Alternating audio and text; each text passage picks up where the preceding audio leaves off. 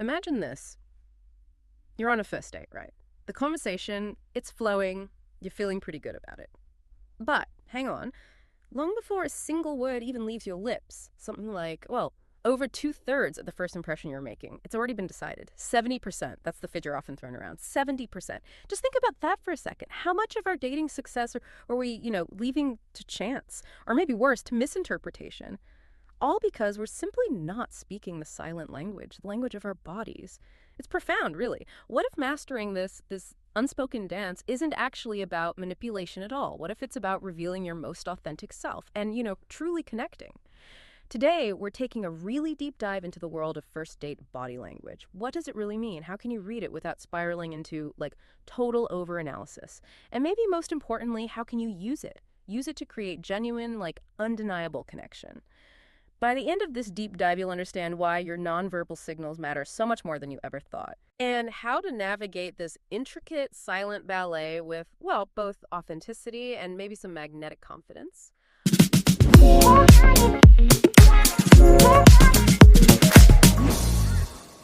You're listening to Stereo Butterflies. We talk about love, lust, and loneliness like no one's listening. This episode was crafted with the help of AI technology to ensure high-quality insights. It's fascinating, isn't it, how much anxiety people actually carry into this whole area. They worry so much about getting it wrong, about, seeming fake or completely misreading a nervous fidget and thinking it's deep disinterest. So many clients I've spoken with, they express feeling overwhelmed by it all, almost like they need a secret decoder ring just to survive a first date.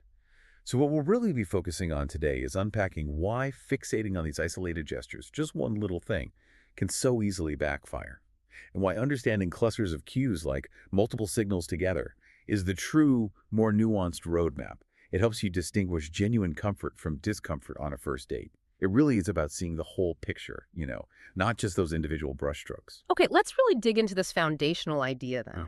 The staggering power of the unspoken.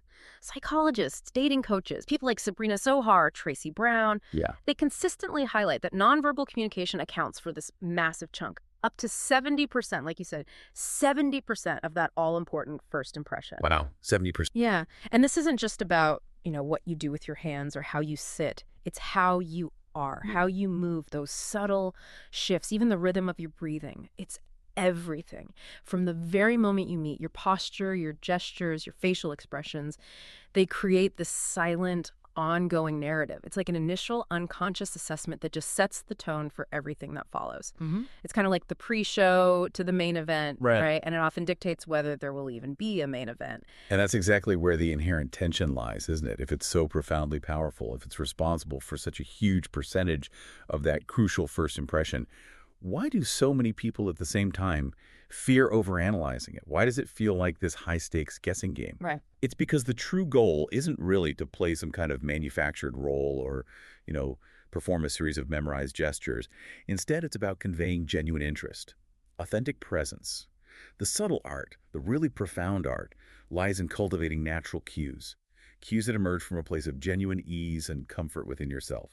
That's what makes you feel authentic rather than stiff or, fake. Yeah, like you're trying too hard. Exactly. Yeah. We're not advocating for some choreographed performance here. It's more about an organic expression of your internal state. Projecting positive signals isn't about manipulation. It's about being genuinely present, open, and available for a real connection. It's a reflection of your inner world, not just a mask you put on. So, if it's not supposed to be a performance, where do we typically go wrong? Because people do get it wrong. Here's where it gets really interesting, and honestly, it's a common trap that so many of us fall into, the pitfall of misinterpretation. It's so tempting, isn't it? Almost instinctual to just latch onto a single gesture and project a whole narrative onto it. We see a crossed arm, and our brains are so efficient they instantly jump to conclusions. Disinterest, rejection. Right. Closed off. Or maybe a lack of direct eye contact, and we immediately think, oh, they're bored or they're hiding something. But the reality is just, well, it's far more nuanced, far more complex, and often those initial isolated assumptions, they're completely, sometimes painfully wrong. Absolutely. And this raises such a crucial point. What if that crossed arm, the one so many people interpret as a clear sign of disinterest? Yeah. What if it's simply a comfortable resting position for that person? Or they're just cold. Exactly. Or maybe it's a natural way to self-soothe when they're feeling a bit anxious. We see this frustration echoed time and time again in online discussions. Hmm. Reddit threads, dating forums. People walk away from dates completely convinced they were rejected, only to find out later their date was simply shy or nervous. Gosh, that's heartbreaking. It is. Or maybe they were just processing information in a quieter way, not detached at all. Hmm. There's this former FBI agent, Joe Navarro, who spent decades studying nonverbal communication in really high-stakes situations. Hmm. And he consistently stresses that body language is far less about decoding some kind of hidden secret message. Right, like a code. Yeah, exactly. It's much more about observing broad patterns of comfort versus discomfort. A single isolated gesture, just on its own, can be incredibly misleading. It's like trying to understand an entire complex novel by only reading one word. Yeah. You completely miss the plot, the character development, the true meaning, the whole emotional arc. That's a really powerful analogy. Okay, so what does this all mean for you, the listener, when you're navigating your next first date? Instead of fixating on one singular signal, which is so prone to being misinterpreted, you need to deliberately look for patterns. Seek out clusters of cues. For instance, is your date smiling genuinely, like really smiling? Are they leaning forward slightly when you speak, nodding in agreement? And are they asking thoughtful, enthusiastic follow-up questions? Mm-hmm. The whole package. Exactly. That pattern, that coherent cluster of positive signals, it speaks volumes more definitively than any single ambiguous gesture ever could.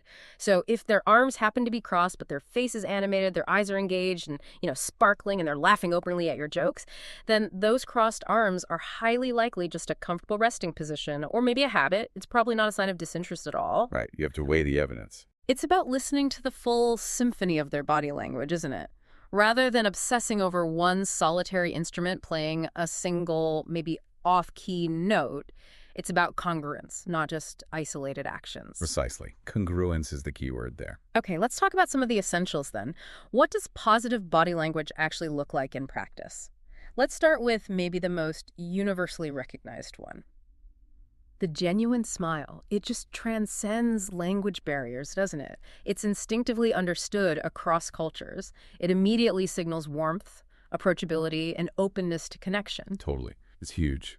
But here's the critical nuance, and dating coach Naz Brown explains this so well. It has to be real. A forced grin, that plastered-on, constant toothy smile, or one that doesn't quite reach your eyes, it just screams nerves. Or worse, insincerity. Yeah. Exactly. You want that relaxed, authentic smile, the kind that subtly involves the muscles around your eyes. It creates those little crinkles at the corners. The Duchenne smile. Yeah. Scientists call it that. Right. That's what truly sets a tone of comfort and chemistry. It invites your date into your space, makes them feel genuinely at ease, like they found a friendly face.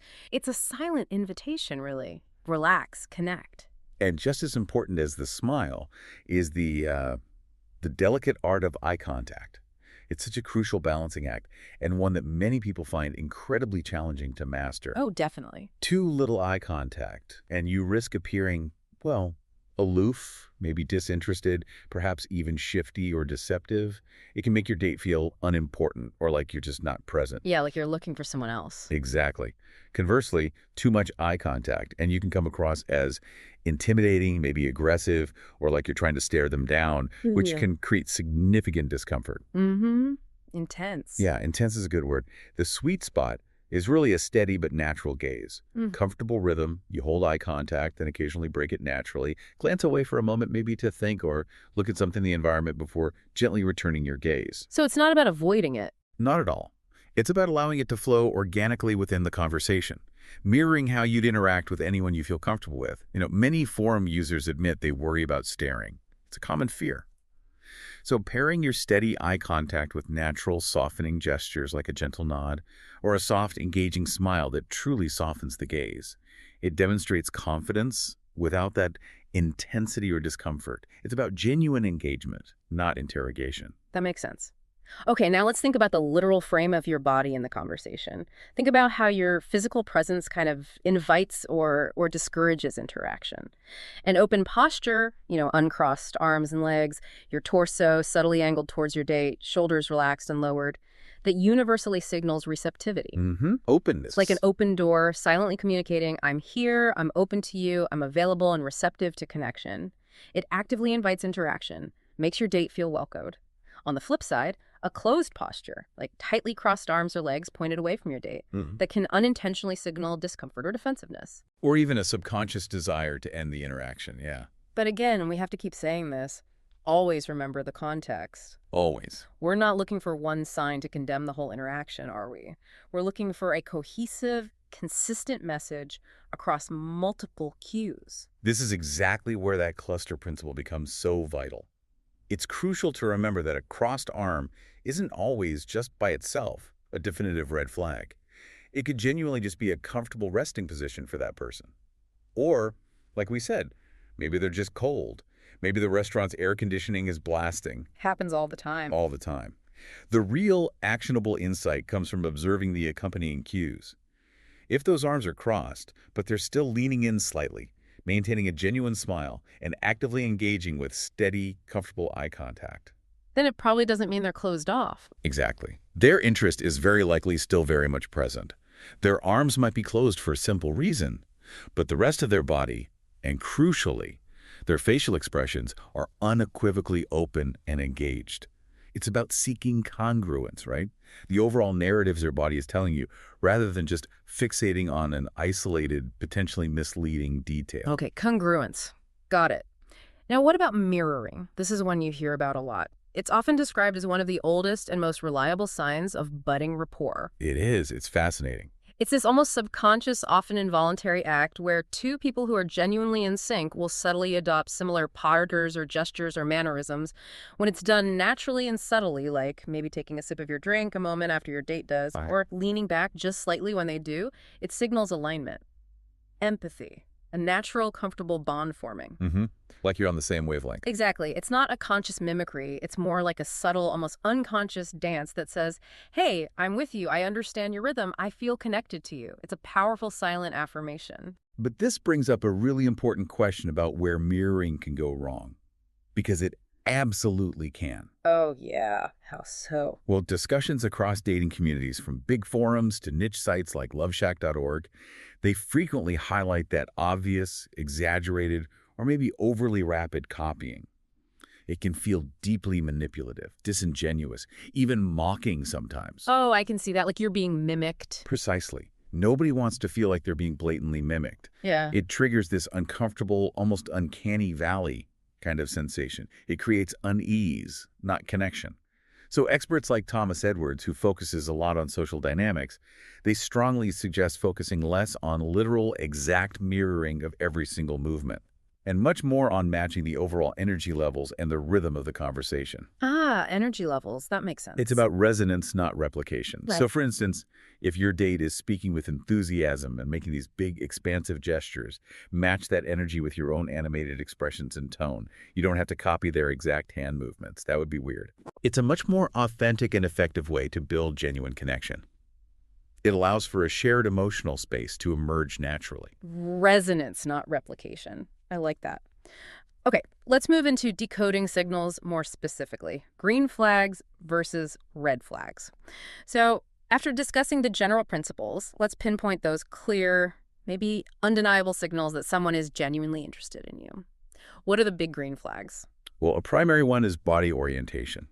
Observe when your date turns their torso, their shoulders, and their feet distinctly towards you. The whole body. The whole body, especially when it's combined with a subtle lean forward. This is a fundamental, often unconscious declaration of engagement. It's their body basically signaling, my full attention is directed towards you. I'm invested in this conversation and the potential connection. And the opposite, feet pointing away. Yeah, if their feet are pointed towards the exit or their body's angled away, it can suggest a subconscious desire to leave. But that direct forward orientation, it indicates they genuinely want to be there with you. It's a powerful, unmistakable sign of presence. Okay, body orientation. What else? Well, building on that, it's truly fascinating to observe the subtle, often unnoticed gestures that powerfully reinforce attentiveness. These are the microsignals. Microsignals? Like what? Things like gentle nods as you speak, a slight head tilt that conveys active listening, or maybe briefly raised eyebrows during a particularly engaging part of the conversation. These aren't grand, obvious gestures, right? But they're powerful, almost involuntary cues that communicate active, engaged listening. Ah, okay, so they show they're processing. Exactly. Relationship expert Tracy Brown notes that these microsignals amplify verbal affirmations. When someone says, tell me more, or that's so interesting. Mm. These little nonverbal cues make you feel profoundly heard and truly understood. They create this continuous loop of positive feedback, silently communicating, I'm engaged, keep going. It deepens the connection. That makes a lot of sense. Okay, now, the tricky one. Touch. The role of light, respectful touch. It's often a source of, significant confusion and debate on a first date. Should you initiate it? When is it too much? Or maybe too little? It feels like a minefield for so many people. It really does.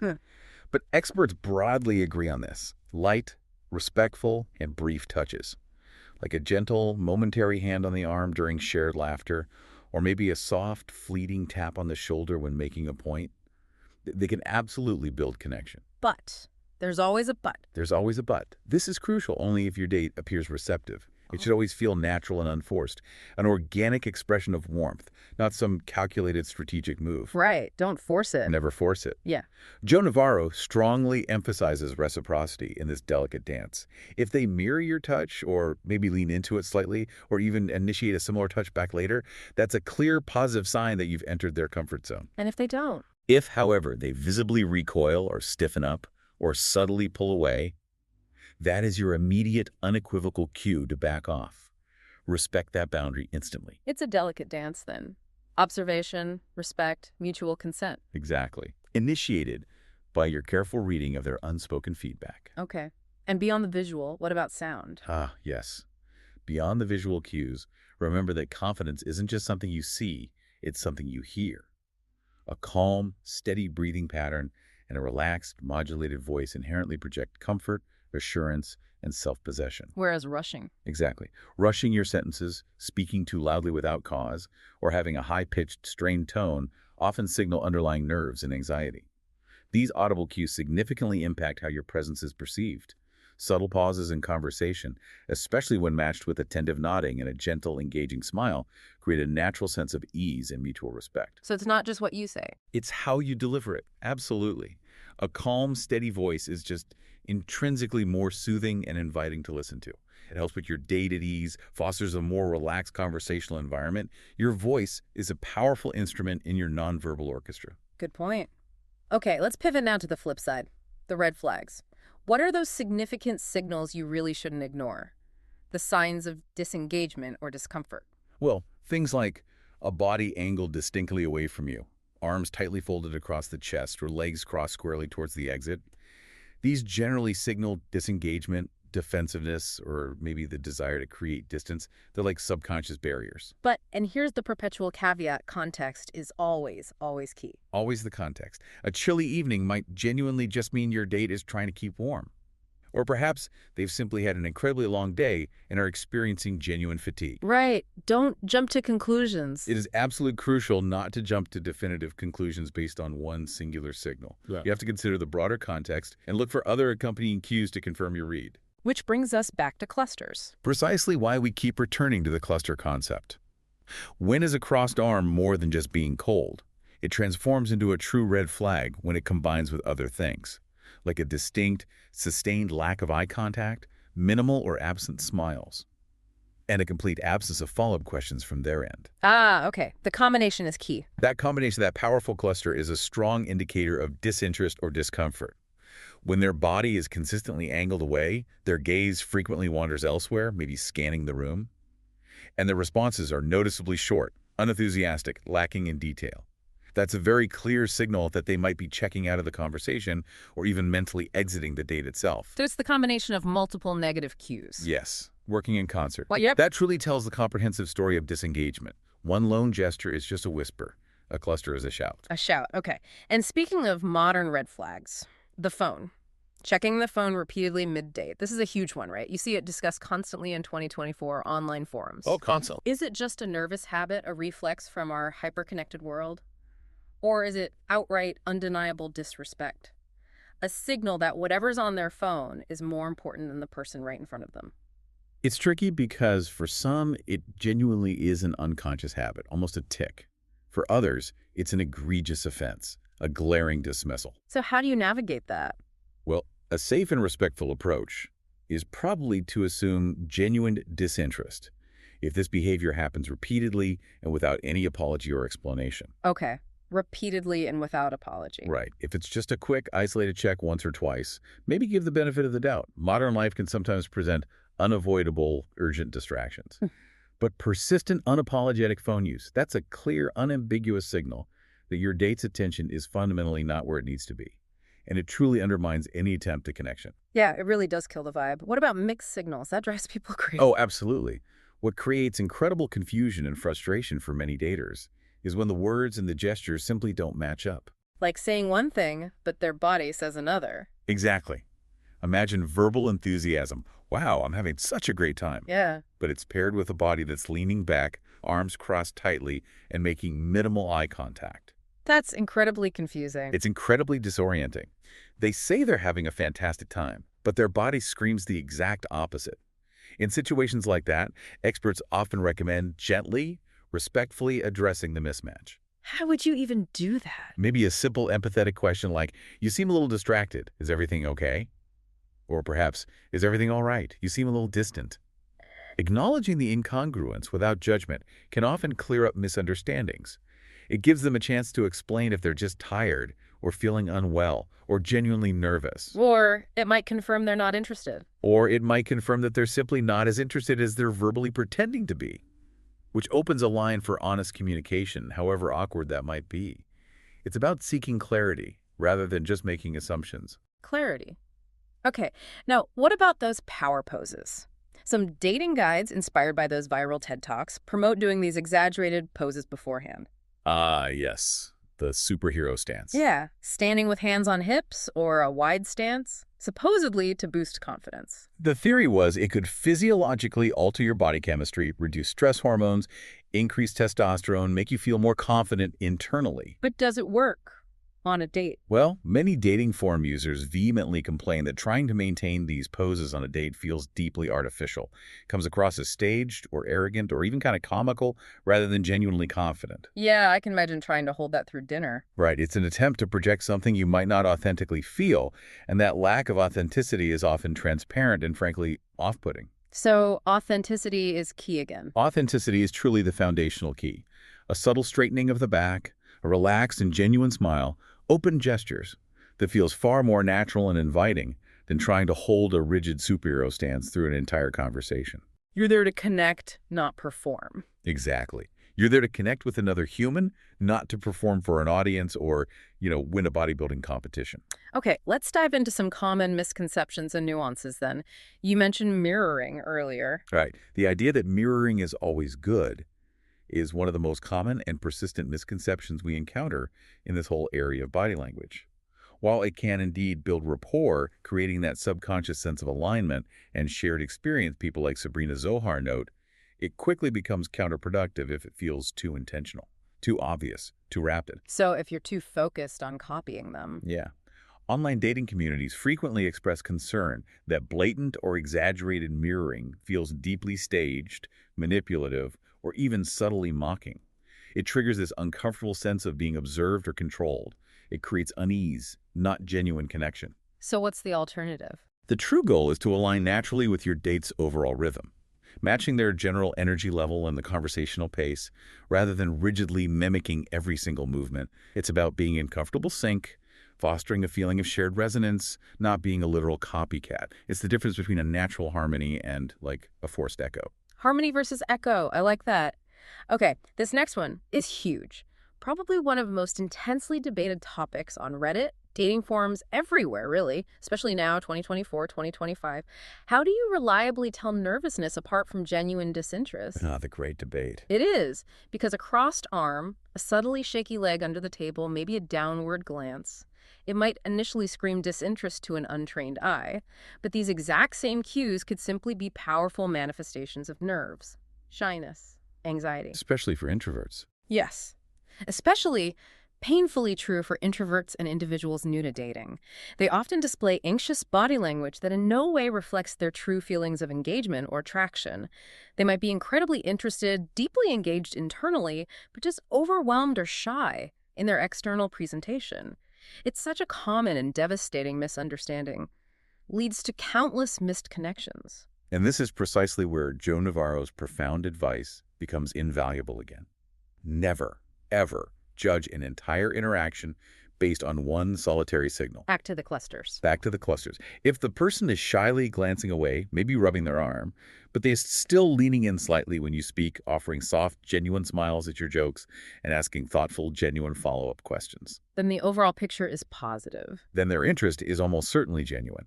It's about taking in the whole picture, the comprehensive cluster of cues. Their verbal communication and other more consistent nonverbal signals will often powerfully override that single, isolated nervous twitch or temporarily averted gaze. So you need to look for consistency across different channels.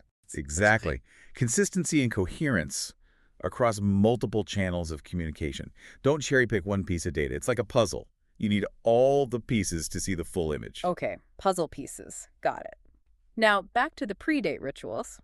We dismissed the big power poses as maybe cheesy for a date. Right. Difficult to maintain naturally. Yeah, very awkward. So if exaggerated poses are out, what does this mean for you if you genuinely want to calm your nerves and project inner confidence without looking manufactured? This really prompts us to ask, instead of those over-the-top, almost theatrical poses, what are the more subtle internal grounding techniques that truly work? Okay, what worse? Consider simple yet profoundly effective practices, like taking a few deep, mindful breaths before you meet them, consciously rolling your shoulders back and down to release that accumulated tension, or even just quietly reminding yourself of a positive quality you genuinely bring to any interaction. What makes you a good person to spend time with? So it's more internal? Exactly. These small internal habits don't involve external performance. Instead, they cultivate natural, authentic confidence that radiates outwards without feeling staged or forced. It's about achieving internal calm that then manifests as comfortable, genuine presence. It allows you to be truly available and engaging rather than stiffly holding some performative pose. It's about being grounded, not grandstanding. Grounded, not grandstanding. Nice. Okay, shifting perspective slightly here. Several 2024 Reddit threads I saw highlighted a fresh and I think incredibly compelling perspective, which is, while body language during the day is undeniably crucial, what truly matters, ultimately, might be how someone acts afterward. Oh, the follow-up, yes. Did they send a thoughtful, personalized follow-up message? Did they quickly suggest meeting again soon? Did they reference something specific and unique that you talked about during the date? Showing genuine recall and interest. So many daters confess they've completely misread signals during a date thinking it went poorly, or the other person wasn't interested only to discover strong, undeniable interest based on the follow-up. Or tragically, vice versa sometimes. Or tragically vice versa. Yeah. And this really connects to the bigger picture of human connection, doesn't it? It's such a powerful reminder that while nonverbal cues are incredibly important for shaping that initial impression and guiding the flow of the date, they're ultimately just one piece, albeit a very significant one, of the larger, intricate puzzle of connection. Just one piece. The follow-up, the actions taken after the date, provides that crucial narrative payoff.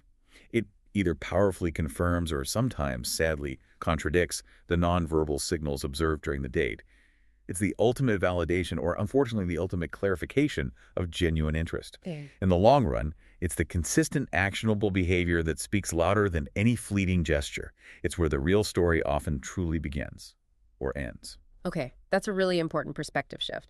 Let's talk about context beyond just the immediate situation, culture and individuality. It's incredibly easy to fall into the trap of assuming body language is universal, right? That a smile means the same thing everywhere, or personal space is consistent across the globe. A very common trap. But that, my friends, is a significant misconception. It can lead to profound misunderstandings. A gesture that is warm and inviting in one culture might be considered intrusive or disrespectful or even offensive in another. Absolutely. Take eye contact, for instance. Okay. A prolonged, direct gaze is considered confident, honest, engaged in many Western cultures, like the U.S. But in some East Asian or Middle Eastern cultures, prolonged, direct eye contact, especially maybe with elders or superiors, can be seen as aggressive, disrespectful, or even a direct challenge to authority. Wow, completely different meaning. Completely different. And personal space varies dramatically too. Latin American cultures often prefer much closer proximity and more frequent physical touch in conversations, whereas Northern European cultures typically value more distance and considerably less physical contact. So you could really misinterpret someone's comfort level based on your own cultural norms. Exactly. This is where cultural intelligence becomes just as vital as reading those supposedly universal signals. It's truly fascinating how being mindful and observant of these profound cultural nuances, particularly when you're dating someone from a different background, helps you avoid unintentional missteps and significant misunderstandings. Right. You might think someone's aloof when they're just respecting typical space in their culture. Precisely. You might unintentionally misinterpret someone's comfortable distance as disinterest, or their closer proximity as overwhelming, when in fact it's merely a difference in ingrained cultural norms and comfort levels. It's not about memorizing a huge list of every cultural difference that's impossible. It's more about adopting an attitude of curiosity and observation, Curiosity. prioritizing respect and seeking to understand rather than automatically assuming is the absolute key to navigating these differences respectfully and effectively. It opens the door to deeper, more meaningful cross-cultural connections. Okay, so be curious, be respectful, but even within the same culture, individual comfort levels vary hugely, right? Especially with touch and proximity. Yeah, massively. It's not a one-size-fits-all equation at all. Which leads to one of the most common FAQs we hear. How much physical touch is appropriate on a first date? Where should I touch? When is it okay to initiate? It genuinely feels like a social minefield for many. It does. And there is no single universal answer because each individual has their own unique personal comfort zone. It's shaped by their upbringing, their past experiences, their personality. So what do you do? This is where Naz Brown's insight truly resonates. Comfort is the foundation of genuine connection. Respecting boundaries builds trust far faster and more effectively than attempting to force intimacy. Comfort is the foundation. Respect boundaries. Exactly. The most reliable approach is always to follow your date's subtle lead. If they lean in slightly when you speak, maybe mirror that subtle closeness. If they visibly step back or subtly shift their weight away, respect that distance without question. Don't push it. So you can test the waters gently? Gently. You can gently test the waters with light, brief touches, perhaps a momentary brush of the arm, and then carefully observe their reaction. If they reciprocate the touch, maybe smile or even lean into it slightly, that's your positive affirmation. And if they flinch? If they stiffen, pull away, or subtly flinch, you've received a clear, unmistakable signal to immediately maintain more space. Got it. It's about being an observant, respectful dance partner, prioritizing their comfort zone above all else.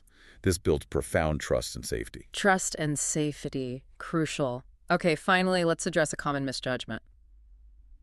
Introverts. They often face challenges being misinterpreted on dates, don't they? They really do. A naturally quiet demeanor, maybe fewer expansive gestures, or less constant direct eye contact, it can so easily be misinterpreted. As disinterest or aloofness or lack of engagement. Right. An introvert might seem reserved or appear like you're not fully participating, when in fact they could be listening with incredible intensity, processing information deeply, engaging profoundly on an internal level. So they are engaged just differently. Exactly. They can be deeply engaged, just in a different, less outwardly expressive way than maybe a more overtly expressive extrovert. Their engagement often manifests internally rather than being visibly projected. This leads to so many frustrating misunderstandings. So this raises a profoundly important question for you, the listener. How do you avoid misjudging an introverted date? The key lies in looking for those subtler signals. Subtle signals. Like what? Maybe a small, genuine smile that flickers across their face when you say something amusing, consistent nodding when you speak that shows deep absorption, or a slight, almost imperceptible lean closer during a particularly engaging part of the conversation. Okay, small cues, but important. Very important. These are their unique, more nuanced ways of showing interest and engagement, even if their overall body language is less expansive or outwardly animated. Online forums are just rife with stories of introverted daters who worried immensely that they were giving the completely wrong impression. Yeah. Only to find out later that their subtle cues were simply misread. Understanding this crucial distinction can prevent countless missed connections.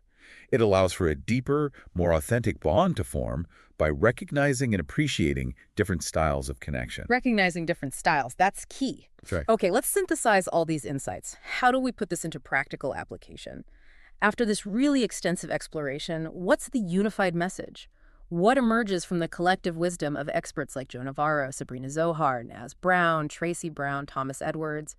What do they all kind of agree on? At the core of it all, it's authenticity over strategy. Authenticity over strategy. Trying to memorize a rigid list of perfect moves or attempting to perform some prescribed routine almost always makes you appear rehearsed, stiff, and ultimately deeply unreal. Your date isn't looking for a robot programmed with dating tips, right? They're profoundly looking for a genuine human connection. Yeah, someone real. The most effective, most attractive body language is the one that flows naturally and organically from a place of genuine interest, comfort, and self-possession. It's about being yourself, but maybe your best, most open self. And what becomes profoundly clear is Navarro's consistent emphasis on spotting those genuine signs of comfort versus discomfort. When someone's body visibly relaxes, you see their shoulders drop, their breathing becomes deeper and slower. These are powerful, involuntary indicators of genuine comfort, trust, and ease in your presence. You can literally see the tension leave. You can. And Sabrina Zohar and Naz Brown powerfully highlight that simply being truly present, listening actively with focused attention, and showing genuine open curiosity. These are far more attractive and effective than any calculated gesture you could possibly attempt. It's about being truly there, fully engaged in the moment, making your date feel authentically seen, profoundly heard, and truly valued. That authentic presence. That authentic presence, that deep engagement, it naturally translates into positive, inviting body language. And crucially, remember the overarching principle emphasized by experts like Tracy Brown and Thomas Edwards. It's always about clusters of signals, never about one isolated gesture. Always clusters. A single lean-in on its own might mean absolutely nothing, especially if the rest of their body is stiff or angled away or their face is blank. But leaning in, combined with a genuine smile that reaches their eyes and attentive nodding while you speak, that potent cluster paints a clear, undeniable picture of interest, engagement, budding rapport. Right, it tells a consistent story. This holistic approach empowers you, the listener, to avoid that common mistake of overanalyzing one isolated movement. That common pitfall often discussed in online forums where daters drive themselves into a frenzy trying to decode a single fidget or glance. Yeah, the overthinking spiral. Exactly. Instead, you're learning to read the consistent, coherent story your date's entire body is telling you. Okay, so how can you practically apply all this rich insight? How can you project genuine confidence and warmth on your very next date? Beyond those pre-date grounding rituals we talked about, let's think about something as fundamental as your body angle. Simple adjustments can make a profound difference, right? A huge difference, both in how you're perceived and, crucially, how comfortable your date feels in your presence. So when we connect this to the broader aim of creating connection, sitting or standing at a slight open angle rather than squarely facing your date, that can often feel less confrontational, significantly more inviting. Less like an interview. Exactly, less like an interview or an interrogation. Well, A direct, head-on posture can sometimes feel too intense, particularly at the beginning, and a gentle lean forward while listening intently. That shows profound attentiveness and engagement. It signals you're genuinely interested, eager to hear more. but don't crowd them. Right. Conversely, subtly giving them space by maybe leaning back slightly when they speak demonstrates respect for their personal comfort zone. It allows them to feel at ease rather than pressured. It's a graceful, subtle dance of approach and retreat. Creates a comfortable, flowing rhythm between you both. That brings up a great point about balance. Assertiveness, right, it doesn't mean dominance or aggression. It means showing you're engaged, present, confident. But without overwhelming the other person, what does that nuanced balance truly look like in terms of body language? How do we find that sweet spot? Present and intentional, but not overbearing. It's about a combination of cues. Light, natural gestures that complement your words without being distracting. A calm, modulated tone of voice that signals self-possession, and mindful, brief touches, but only when reciprocated, that build connection without imposing. So you're communicating interest but leaving space. You're effectively communicating your interest and presence, yes, but you're also consciously allowing ample space for your date to respond, to reciprocate, and to feel comfortable, and for building genuine rapport. Instead of rigidly copying gestures, the more powerful approach is to mirror the mood and the energy. Mirror the mood. Okay. If your date is animated, excited, gesturing enthusiastically, match their energy with your own enthusiasm and expressive gestures. If they're naturally more reserved and calm, a quieter, more tranquil tone and less expansive gestures will work far better. Build deeper rapport that way. So adapt. Adapt, align, Combine this empathetic nonverbal alignment with verbal affirmations, things like, I truly love to hear more about that, or that's absolutely fascinating. When you do that, you create a real sense of flow, deep connection, and mutual understanding. You're building a shared space together, not just filling silence. Building a shared space. Okay, let's bring this home, the narrative payoff. We started this deep dive by asking how much of a first impression is unspoken. And as we've unpacked, it's almost everything. And nonverbal communication isn't just a small part of the equation. It's the very backdrop against which all your words are heard, or crucially, sometimes misheard. The context. But this is not about memorizing a script or performing a role. It's about being truly there, genuinely present, fully engaged. Think about it. Bad body language can absolutely, unequivocally ruin a date, even if the verbal conversation is flowing beautifully. I really can. Repeated phone checking, consistently avoiding eye contact, constantly leaning away, these powerful silent signals fundamentally undermine even the most engaging dialogue. They tell your date at a deep, unconscious level that you're not fully invested, not truly present. That's precisely why combining strong, authentic conversation with open, positive, and congruent body language creates the best, most impactful, and most authentic impression imaginable. It's the synergy that unlocks true connection. And this is what's truly fascinating about the human element here, isn't it? The most attractive body language isn't some performance you put on. It is quite simply a profound reflection of your authentic presence and your genuine comfort in that moment. By focusing on cultivating genuinely open gestures, maintaining balanced eye contact that genuinely seeks connection, and practicing attentive listening that shows you truly value what they're saying, you're setting the stage for a connection that is deep, meaningful, and real. It's about showing up. It's about showing, through your very being, that you're truly there with them in that precise moment, making them feel genuinely seen, truly heard, and deeply valued. That authenticity shines through with far greater power and magnetism than any practiced pose or calculated strategy ever could. So wrapping up this deep dive, today we've taken a really expensive look into the silent yet incredibly powerful language of first dates. Remember, perform or memorize a rigid list of perfect moves.